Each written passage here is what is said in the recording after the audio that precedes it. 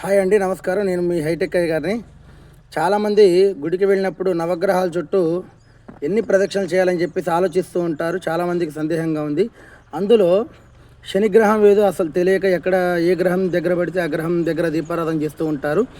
అయితే అసలు నవగ్రహాల చుట్టూ ఎన్ని ప్రదక్షిణలు చేయాలంటే కేవలం నవగ్రహాల చుట్టూ 9 ప్రదక్షిణలు చేస్తే సరిపోతుంది.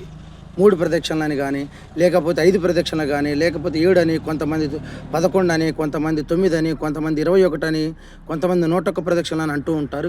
అవన్నీ వద్దు, అవసరం లేదండి. కేవలం మీరు నవగ్రహాల చుట్టూ కేవలం మీరు 9 ప్రదక్షిణలు చేయండి. మీకు ఎన్ని సమస్యలైనా ఉండనివ్వండి. పెళ్ళి కాకపోయినా సరే, ఉద్యోగం రాకపోయినా సరే, సంతానం అందకపోయినా సరే, ఇతరత్ర ఎక్సెట్రా ఎక్సెట్రా మీకు ఏ సమస్యలు ఉన్నా సరే నవగ్రహాల చుట్టూ కేవలం మీరు 9 కేవలం 9 అంటే 9 ప్రదక్షిణలు చేయండి. అయితే నవగ్రహాల చుట్టూ 9 ప్రదక్షిణలు ఎలా చేయాలి అని అంటే మీకు తెలుసు కదా.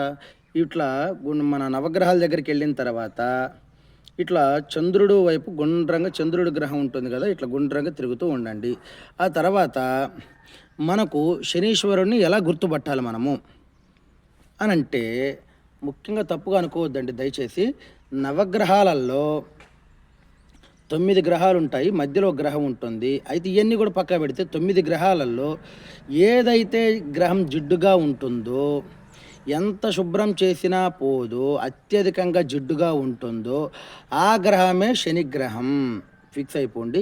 ఏ గ్రహం అయితే బాగా జిడ్డుగా మకిల బట్టి ఎందుకంటే వీళ్ళు నూనె పోస్తూ ఉంటారు. అయ్యగారు ఎంత కష్టపడి ఈరోజు శుభ్రం చేసినా మళ్ళీ రేపు ఇంకొక అతను వచ్చి నూనె పోస్తాడు. మళ్ళీ అయ్యగారు పోయి శుభ్రం చేసినా మళ్ళీ ఇంకొక అతను వచ్చి నూనె పోస్తూ ఉంటాడు. కాబట్టి అది ఆ గ్రహమే శనిగ్రహం. సూర్యుడు వెనకాల ఉంటుంది కరెక్ట్గా. కాబట్టి బాగా జిడ్డు బట్టి ఉన్నటువంటి మైకల బట్టి ఉన్నటువంటి గ్రహమే శనిగ్రహం. ఎందుకు అలా ఉంటుంది అంటే ఎవరికి ఉన్న సమస్త శని దోషాలు పోవాలి అని అంటే మీరు చేయాల్సింది ఏంటి అంటే, కలిసి రాకపోయినా మీ యొక్క జాతకరీత్యా శని దోషం ఉంటే ఒక 20 రూపాయలు నువ్వుల నూనె డబ్బా తీసుకొని వెళ్ళి శని ముందు నిలబడి ఓం శనీశ్వరాయ నమః అనుకుంటూ మనసులో, లేదా గట్టిగా లేదా చిన్నగా లేదా మనసులో ఓం శనీశ్వరాయ నమః అనుకుంటూ చక్కగా శనీశ్వరుడి మీద చక్కగా శనిగ్రహం మొత్తం తడిసేలాగా నువ్వుల నూనె పోసి, అదేవిధంగా ఒక పిరికెడు నువ్వులు ఆ శనీశ్వరుడు గ్రహం ముందు పెట్టి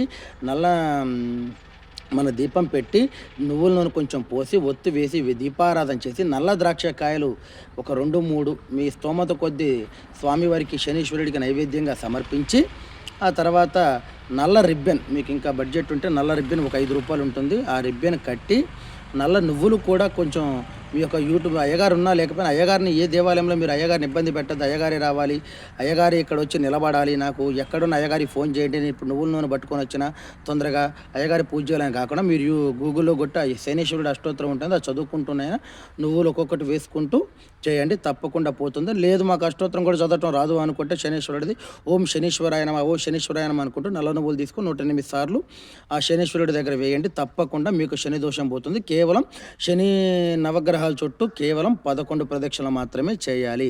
ఎలా చేయాలి అంటే